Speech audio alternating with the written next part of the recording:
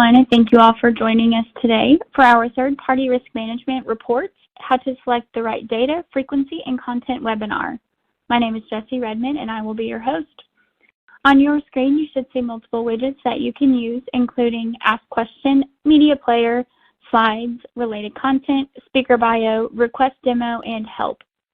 If you're not familiar with our webinars, all the widget boxes are resizable and movable, so feel free to move them around to maximize your screen space. At the bottom of your screen in the toolbar are icon buttons you can use to show and hide those widgets.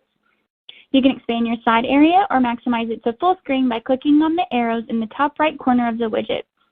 If you experience any issues or have technical questions, you can use the Help widget or submit them along with any other questions through the Ask Question widget. Don't worry, we do capture all questions throughout each session.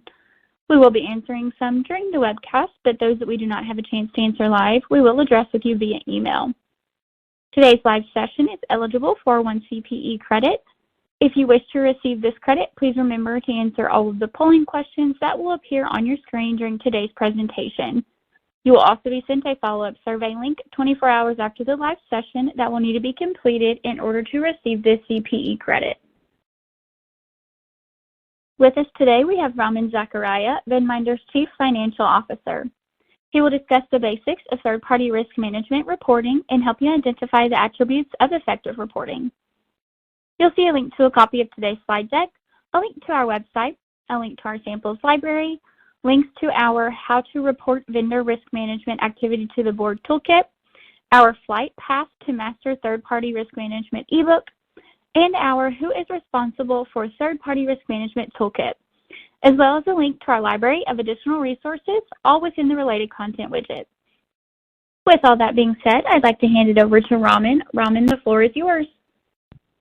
Thank you, Jessie, and hey, everyone. I'm going to walk through a quick agenda of today's presentation, and then I'm just going to dive right in. So hopefully you all find this helpful, and look forward to your questions. We'll start with the who, the what, the when, the where, and the why, all the W's of third-party risk management reporting.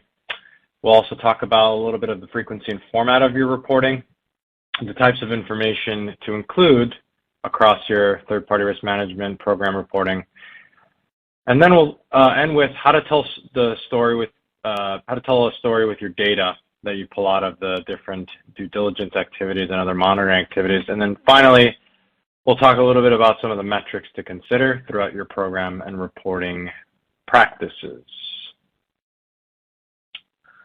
So before jumping right in, it's important to set the high-level understanding as to why third-party risk management reporting is important.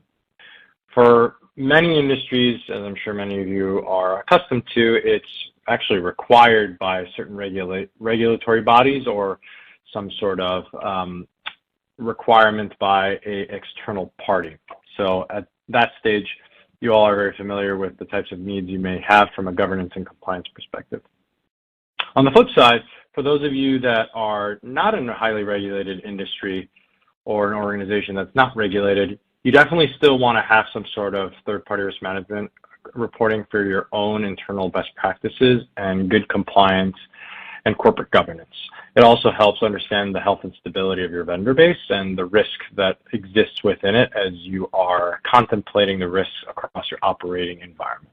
And obviously all the data you pull out can help you make decisions, again, whether or not you are in a regulated industry or company or an unregulated industry or company.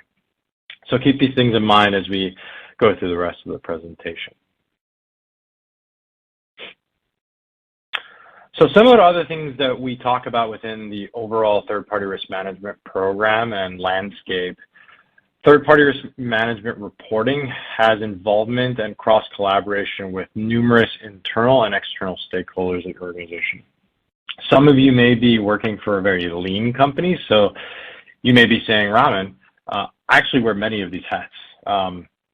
So kudos to you for doing what you guys are doing on a day-to-day basis. But in an organization that has more maturity or maybe has more throughput and capacity, these are some of the respective stakeholders and their responsibilities in the reporting processes and things to be aware of. So your board of directors, as we discussed, as well as your management team, will set the tone at the top and give overall guidance and be ultimately responsible for everything that comes out of your TPRM program.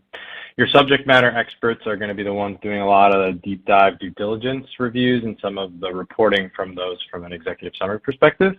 And then other folks like your TPRM team, your business unit leaders or individual contributors, and even your internal audit team, if that's of relevance to some of you that are on the call, are going to dig in and do a lot of the readouts and some of the day-to-day policy definition, the carrying out of those policies and procedures, the documentation of all of the findings within your risk management program, and ultimately report up to management that then have to report up to the board of directors. So between your board of directors and your internal management team, that tone at the top, as we'll talk about, is extremely important. But a lot of people involved, a lot of cooks in the kitchen, and again, maybe some of you wear many of these hats in your own organization. So what should be included in a report? One of the W's. Some reporting metrics to include are vendor inventory, risk assessments, and program compliance. So vendor inventory is obviously what it ultimately explains, which is understanding of the names of all of the vendors that you do business with or are considering doing business with. So wanting to get a sense of their risk levels and their ratings and performing due diligence on them, as well as understanding their criticality levels to your organization, are important here. Risk assessments are obviously some of the detailed diligence items that you'll conduct on a vendor base and a vendor inventory. And you ultimately want to report and document on that within your third-party risk management program.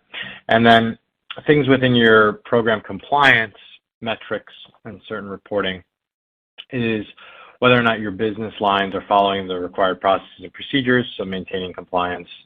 Are there any sort of missing audit trails or logs of things that need to carry out? Are there any exceptions?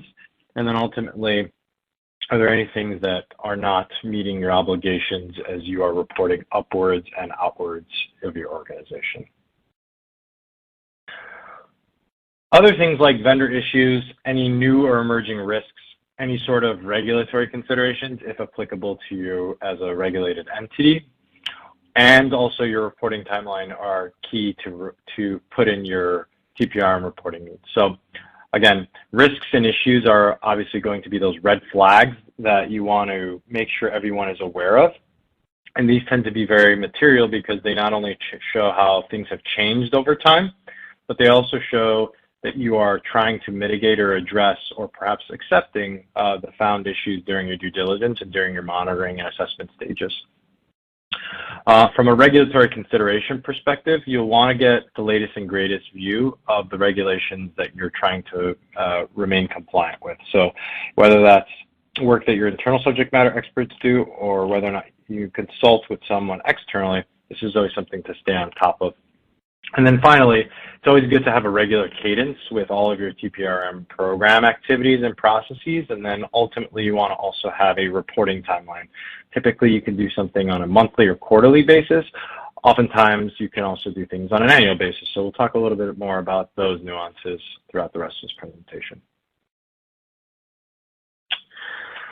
So it's also important to understand what corporate governance is.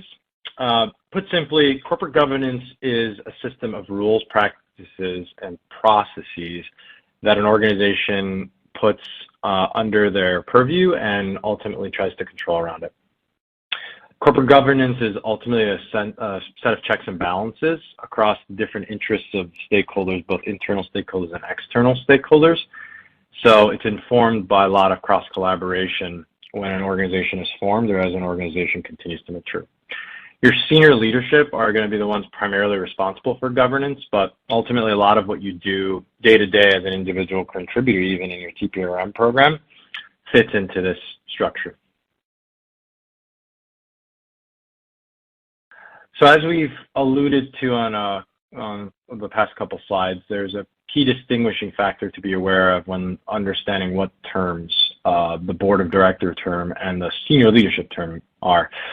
Here are a few key bullets and key distinctions between the two. Your board of directors are external parties typically. It could also be a mixture of external and internal personas, like some of your management team members, like your CEO, your founder, or other internal managers. But effectively, those board of directors are high level, and they define things like the overall mission and strategy of the business, and then they oversee the elements that your senior leadership team and your individual contributors are executing on a day-to-day basis. On the flip side, your senior leadership team are a set of executives and managers that ultimately operate the business and oversee a lot of the individual departments that carry out the day-to-day tasks and policies across the business, not only obviously within the third-party risk management landscape, but more broadly operational. So both of these folks work hand in hand together, and they have some unique elements, but also some shared elements within your reporting program needs. So now that we understand the distinction between and the cross-collaboration between your board of directors and your senior leadership team, let's double-click on something I mentioned a bit earlier, this notion of tone from the top, or tone at the top. Ultimately, tone at the top is a reflection of and definition of what your senior leadership team and your board of directors put into place pertaining to things like governance, risk and compliance, risk management and compliance. And in essence, the more that you're involved and the more bought in your senior leadership team and board of directors are in setting that tone from the top, the more serious the rest of the organization will be as it pertains to carrying out processes as it relates to third-party risk management and other compliance and governance structures. So the board is obviously responsible for a lot of the approvals and the oversight of these things and delegating these to the senior leadership and others within the organization. And on the next few slides, we'll talk about what the rest of the teams are responsible for, including management. So as mentioned, here's a set of things, again, keeping this tone at the top approach in mind, of what your senior leadership is responsible for within your third-party risk management reporting processes. So once the board of directors is given that delegation or that overall mission and vision to the senior leadership team and providing that oversight, the senior leadership team needs to work through some of the individual details with the individual contributors and the team members in each of their specific departments.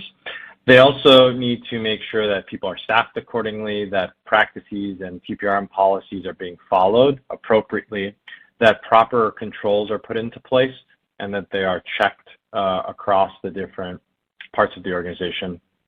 And also making sure that any sort of third-party risks that exist are addressed or documented and perhaps even mitigated if they become of severity, of serious nature, that ultimately have negative operational implications on the organization. So typically the senior leadership will have a big hand in the contractual obligations that they put forth with vendors, and ultimately whether or not they want to continue doing businesses with vendors that have certain risks that are not in line with the risk appetite of the organization.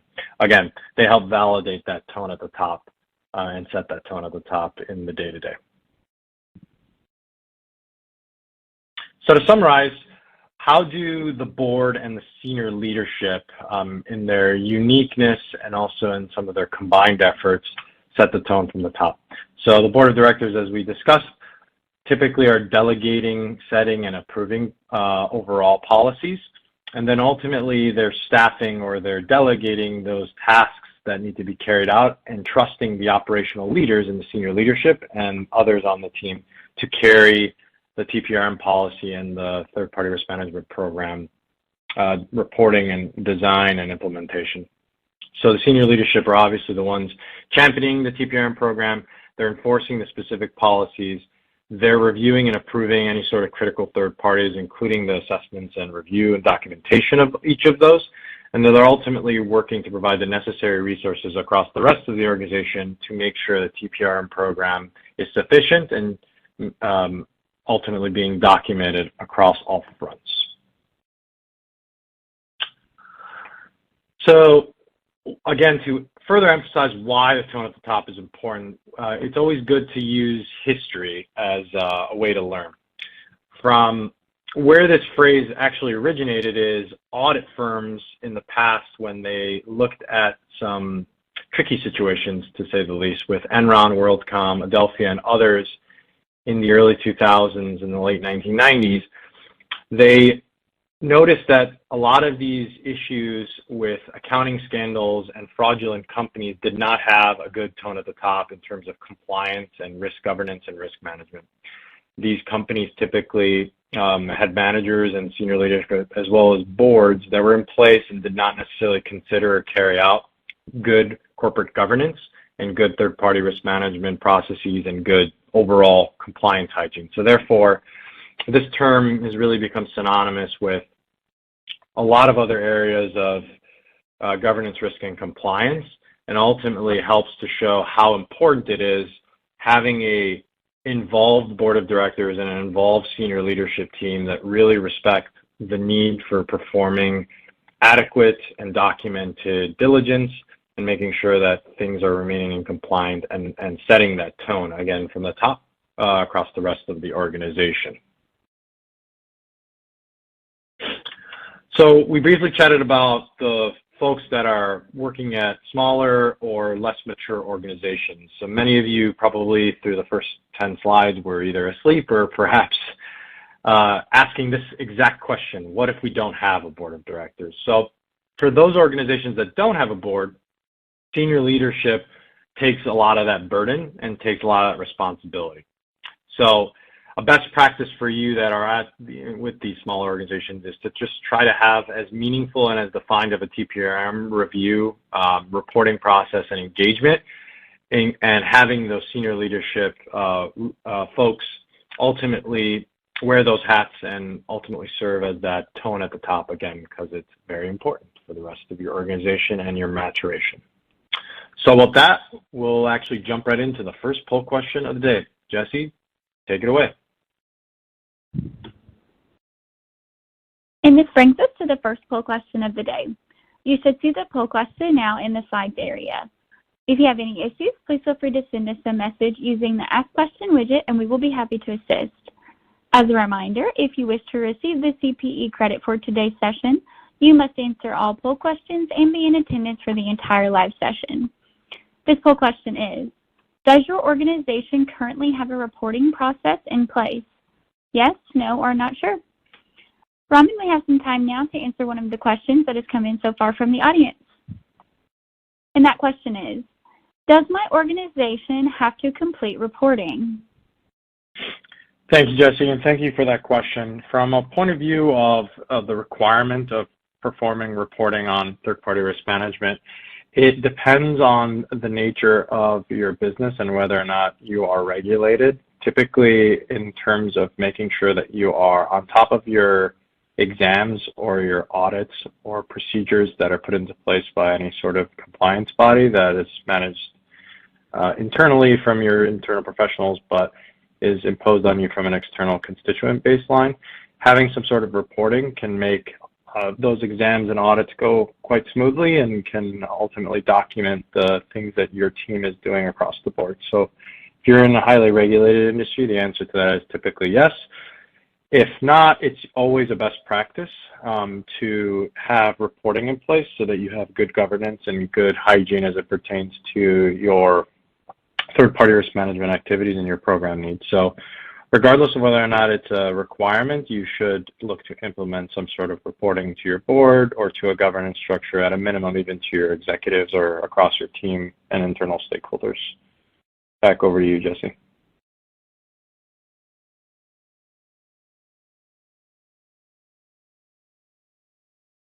Thanks everyone for answering that poll question. Here are those results. By the way, you may have noticed reactions such as a thumbs up or heart coming across the screen. If you find this feature distracting, you can turn it off by clicking the 4 arrows in the top right-hand corner of the slides widget, which will expand the slides to full screen and no longer show the reactions. Also, a quick reminder before we move on with the presentation. In the related content widget, you'll find our How to Report Vendor Risk Management Activity to the Board toolkit. Within this helpful toolkit, you'll find an infographic, Word, and PowerPoint template. With that, Raman, back to you. Awesome. Thank you, Jesse, and thank you all for participating in the first poll question. So let's dive right into some of the specifics about what to report to the board and the senior leadership and ultimately why it's important. So obviously reporting is a form of communication. So treat it as if you have to be well documented in every step of the process. And you want to make sure that you try to simplify everything into its compartmental parts and its pieces to make sure that you're effectively conveying the right information and the right level of detail to your board of directors and your management team. So first, it's always good to understand the importance of reporting to your board and senior leadership within your third-party risk management program.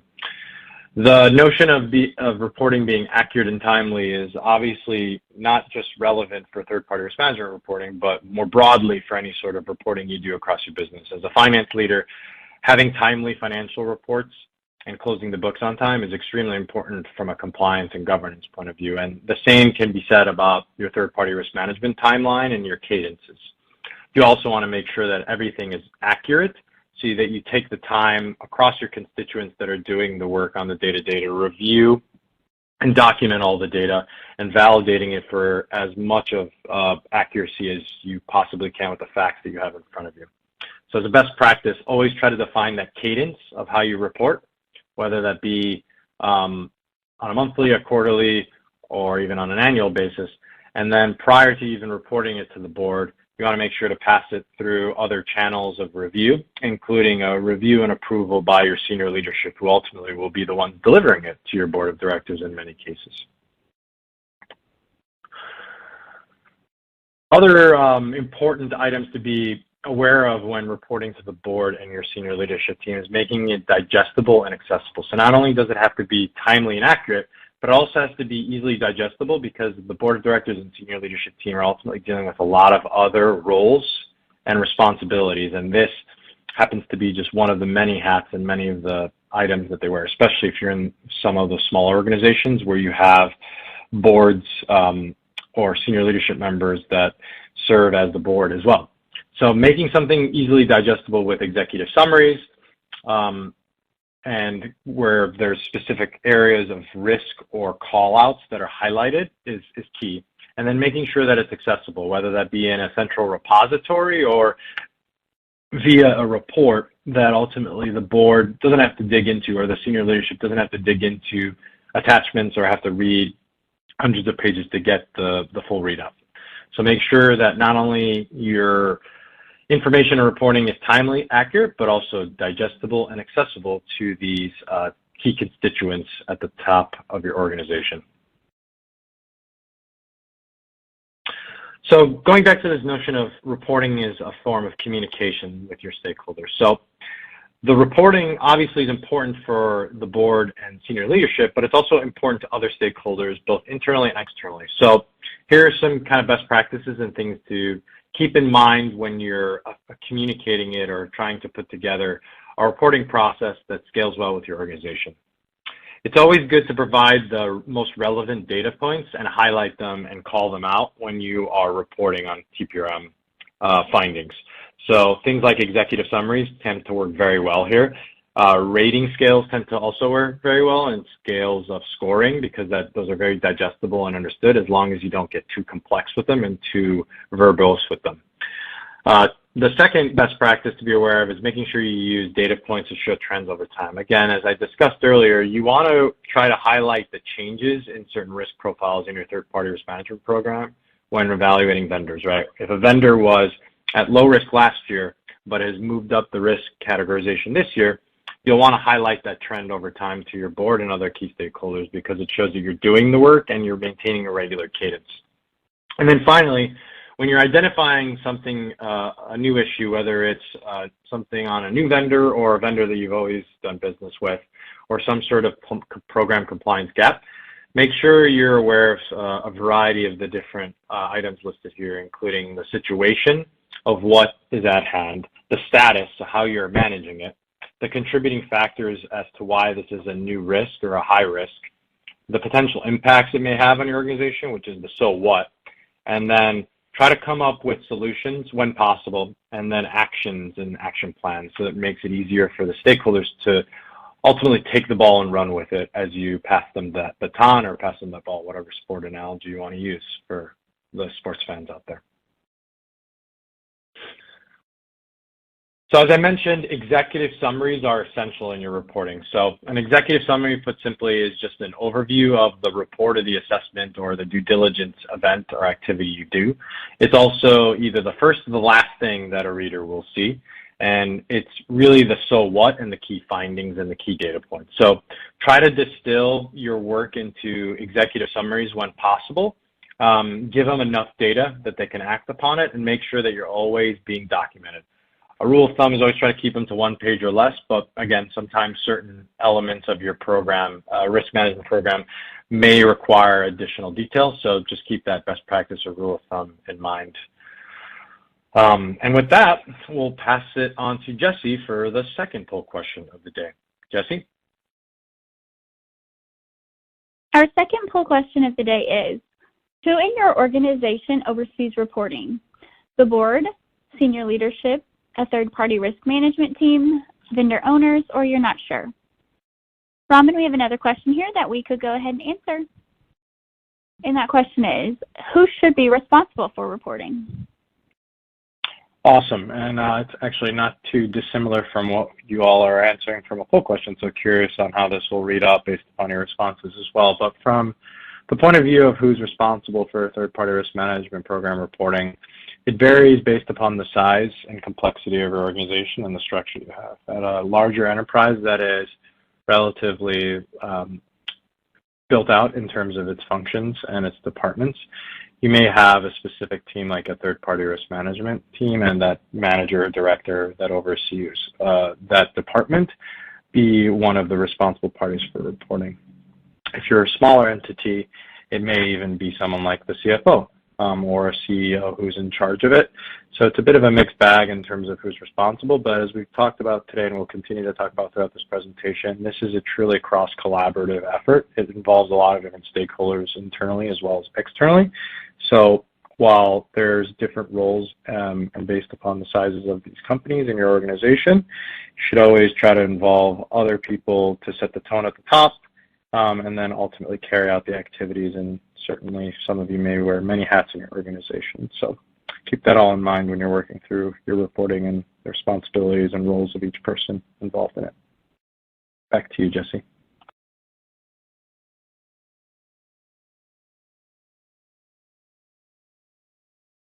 Okay, here are those results.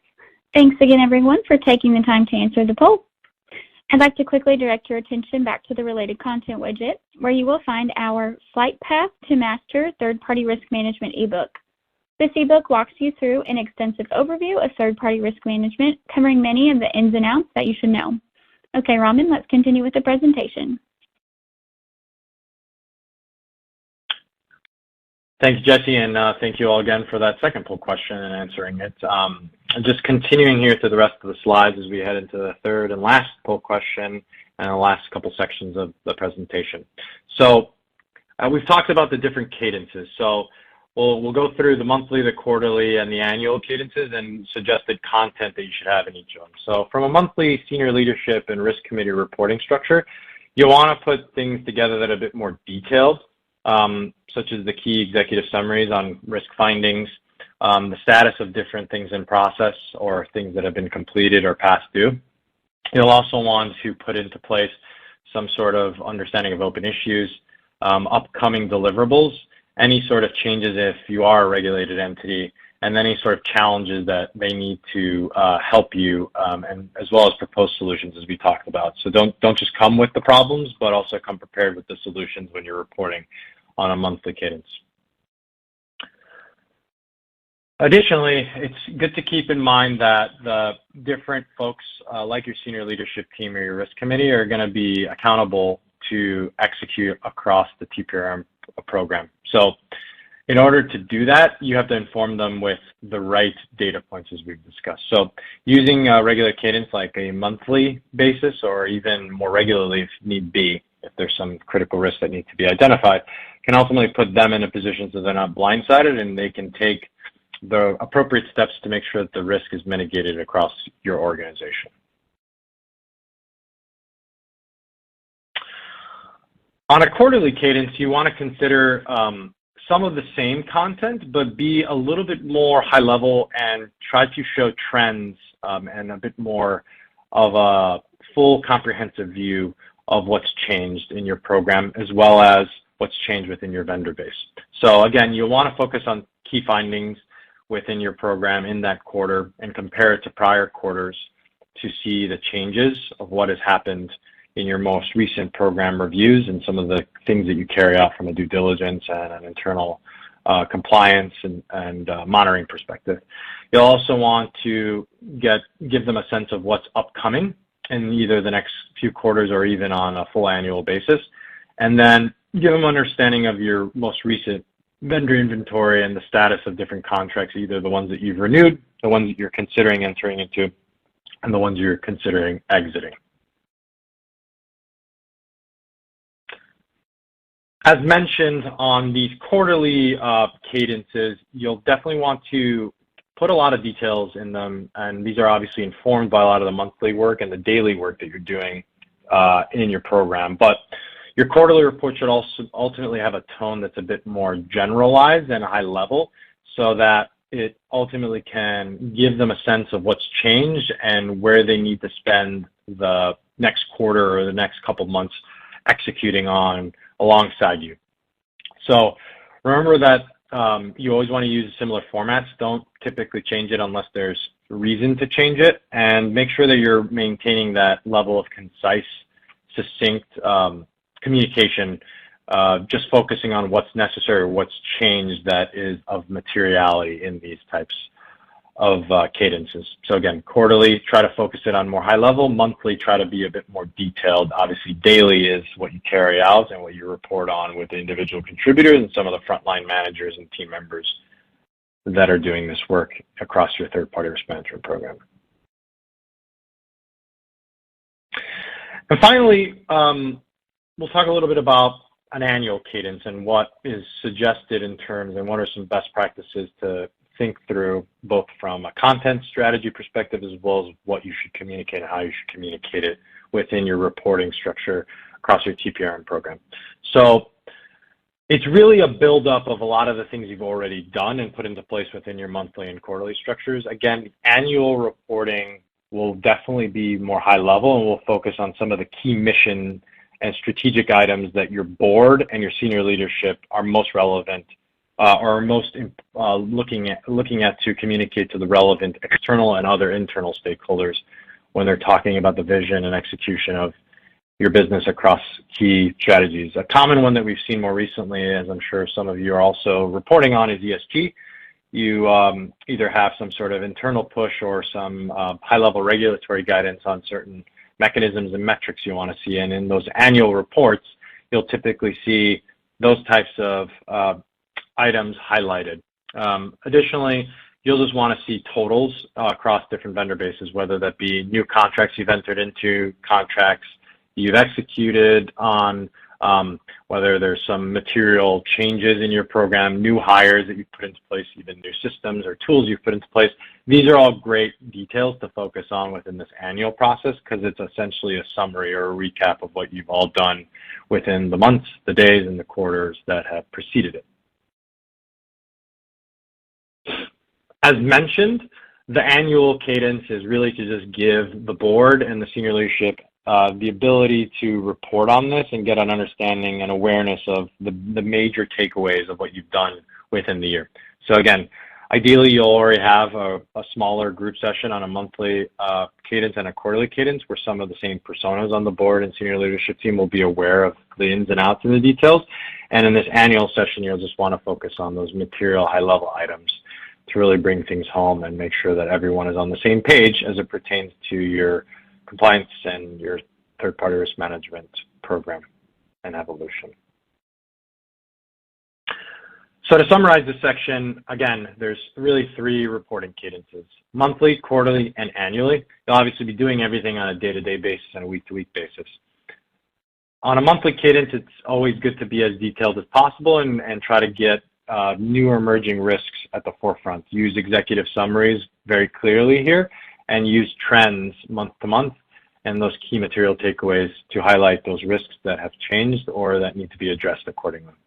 On a quarterly cadence, you'll want to ultimately provide a higher level review and then get a sense of what you'll ultimately be summarizing to the board of directors and other stakeholders on your annual review. And on that annual cadence, finally, this is one that you'll want to focus on major themes and major takeaways across your third-party risk management program, so total counts, goals that you're putting to place, goals that you've achieved, other key performance indicators that you and your team achieved or are looking to achieve within your third-party risk management program activities. It's almost like a brag board for your team as well as the management team as it pertains to your third-party risk management program activities throughout the year. So with that, I'll pause and hand it over to Jesse for the final poll question of the day. Jesse, take it away.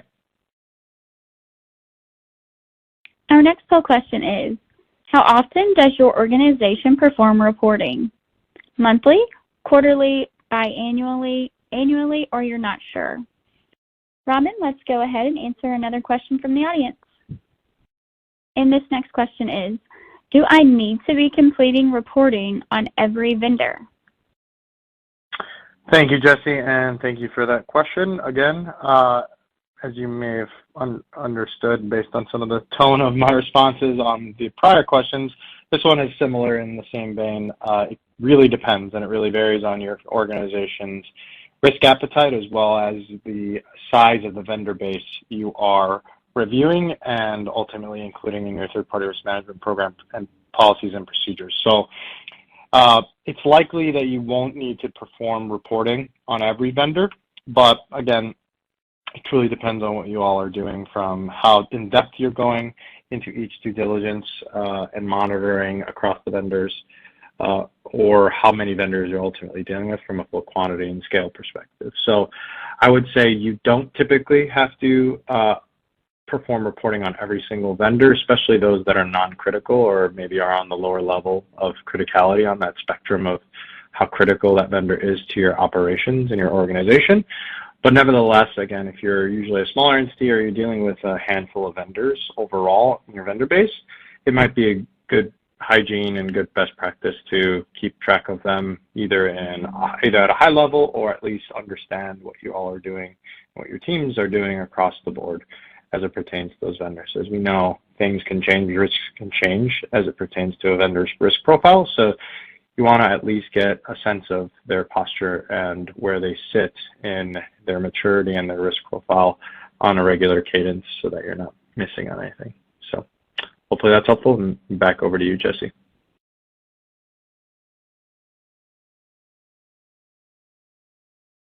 On your screen now, you'll see those results. Thank you, everyone, for answering this question. Also, I'd like to mention that you'll find our Who is Responsible for Third-Party Risk Management Toolkit in the related content widget. This toolkit includes an ebook along with an organizational chart sample and template. Raman, I'll pass it back to you.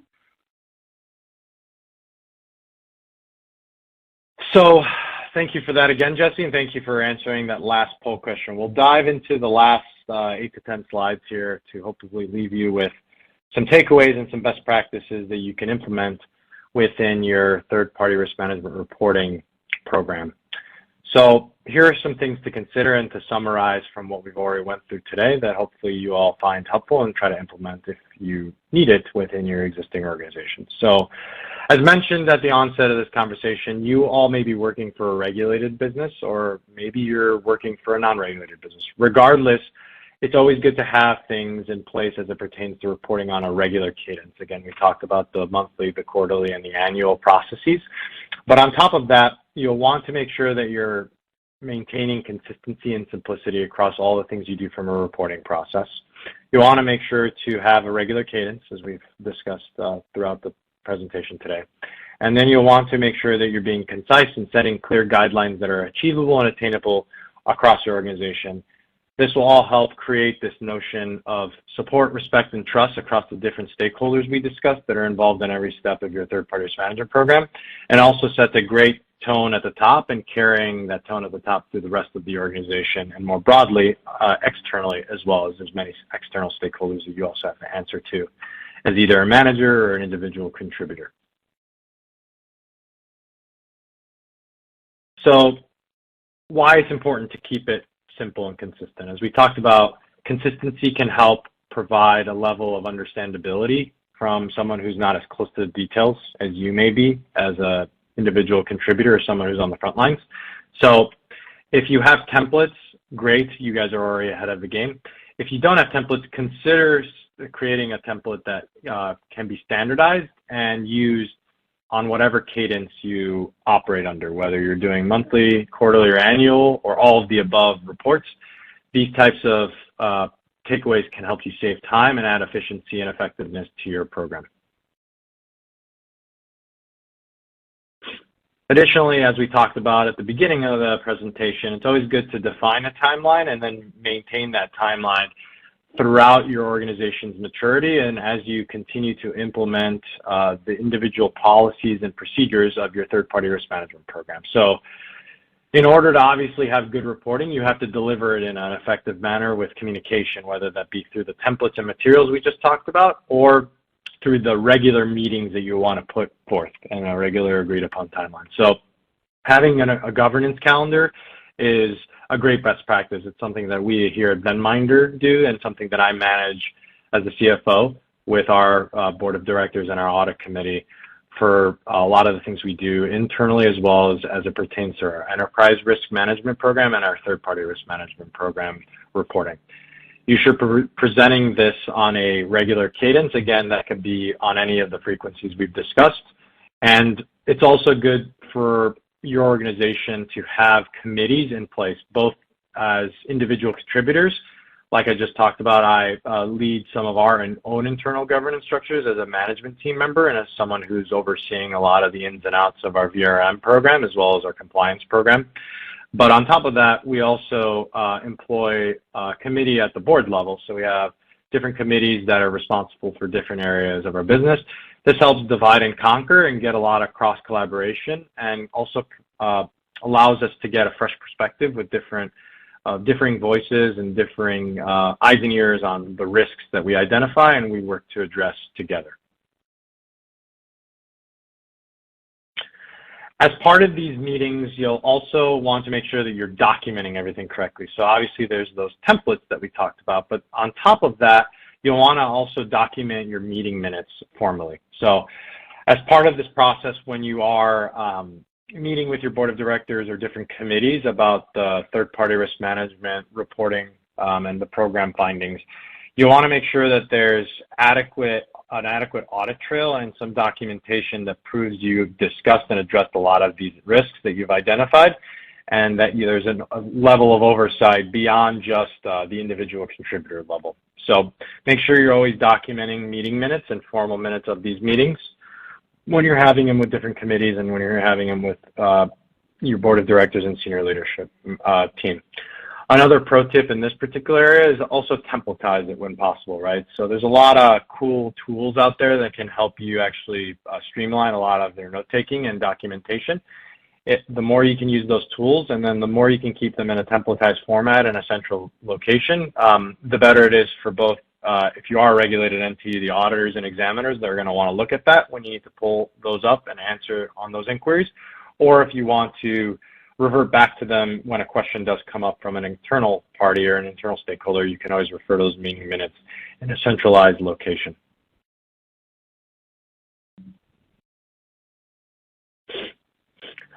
The other key element of, as we talked about, of your TPRM reporting is making sure that you're setting clear and concise guidelines. So everything you do should be succinct and concise, and there should be very limited wasted motion within your reporting things. Everyone obviously is very busy nowadays, especially with a hybrid or a remote environment.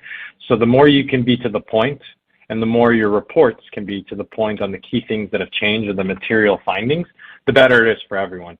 That's not to say that there are different circumstances that you don't need to go into grave detail about, and making sure that you're documenting all of the grave detail either in a system or in some sort of finding or detailed report. But at a high level, being clear and concise and providing clear and concise guidelines across your organization for the folks that are participating in your third-party risk management program, policies and procedures, is very critical as you scale forward. So having everything kind of laid out as another pro tip to leave you with on this particular best practice, having everything defined and laid out in governance documents, and making sure that people are aware of that either in some sort of payroll system or when they're onboarded as employees is going to be great, especially if they are key constituents within some of these program activities and things that you do from a day-to-day basis as an entire organization. So always be documented and always make sure that people can reference documents that are consistent and obviously clear and concise as we discussed here. And then quickly, to finish with the last two slides, you want to also make sure that you're streamlining your presentation and also streamlining how you're communicating. So as we talked about earlier, and we further re-emphasized throughout this presentation, your third-party risk management reporting is a level of communication with parties, right? Whether that be examiners or auditors or folks in highly regulated environments that want to inquire about something and you need to produce it, or whether you're presenting it to your senior leaders or your board of directors, you want to make sure that things are well documented, but they're also very streamlined so you're getting to the points, right? So all of these best practices kind of build on each other and are almost interdependent on each other in so many ways.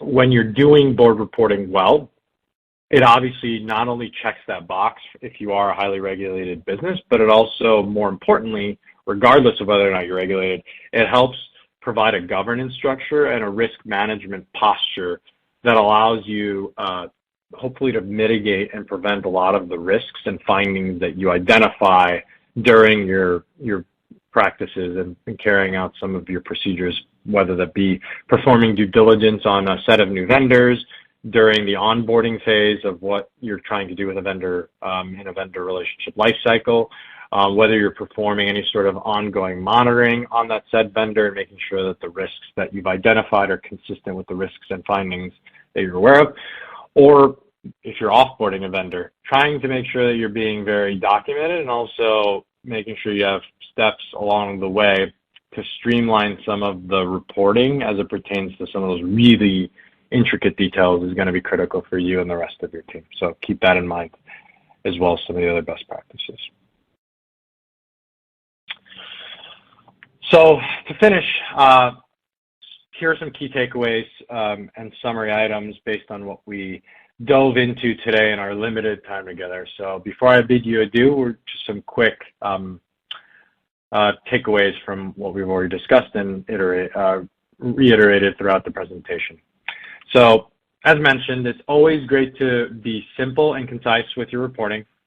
It's always good to have a regular cadence with your reporting. So your report is only as good as your most recent one, right? So never rest on your laurels as it pertains to not only your diligence activities and your third-party risk management program activities, but also how you're reporting and when you're reporting. You also want to be mindful of the different stakeholder objectives, goals, and responsibilities, and then the time limitations that everyone has. So keep your focus and your emphasis on some of the key findings on whatever cadence you're working with. And then just to end, we talked a little bit about some of those executive summaries. Those are your best friends as it pertains to reporting. So keep that terminology always in mind. Focus on the facts versus your subjective opinion.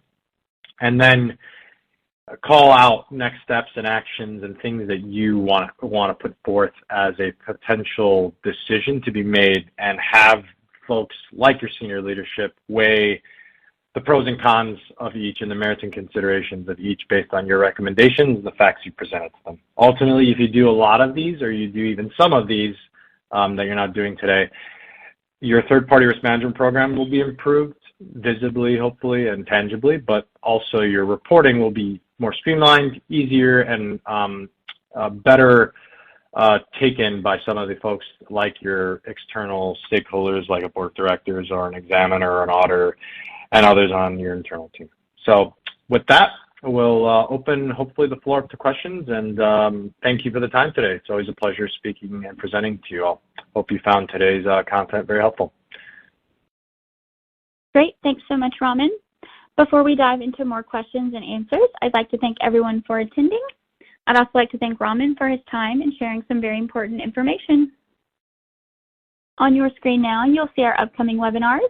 On May 30th, our How to Review Your Vendor's Financial Health, and on June 6th, our How Vendor Contract Management Benefits Your Credit Union.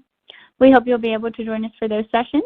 A link to register for those is in your copy of today's presentation slides. Let's now go ahead and answer some more questions that have come in during this session. Okay, Raman, the next question is, what is the appropriate ratio of full-time employees to vendor ratio? Thanks, Jesse, and thanks for that question.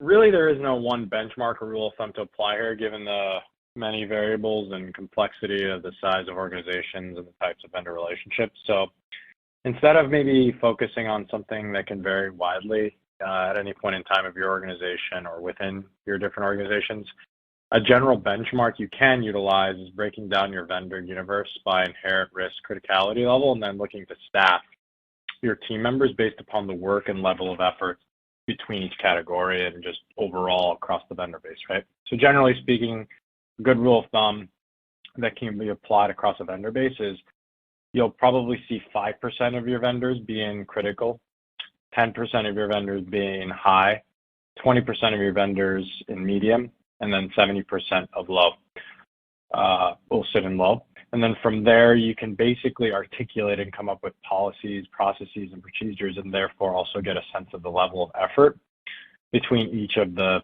workflows you conduct on a critical vendor versus a high vendor versus a medium versus a low, right? So if you know that there's 100 vendors in critical and that you can essentially in a given month you have a certain number of hours dedicated to performing all of the workflows for those 100 vendors, you'll just get to a good benchmark or a rule of thumb for your team and on a go forward as you continue to mature based on how much staffing you need to essentially check the boxes or do all of your due diligence and all of the monitoring and workflows within your third-party risk management program by category. So hopefully that helps. I know it's not a perfect answer to your original question, but something you can at least directionally use within your program.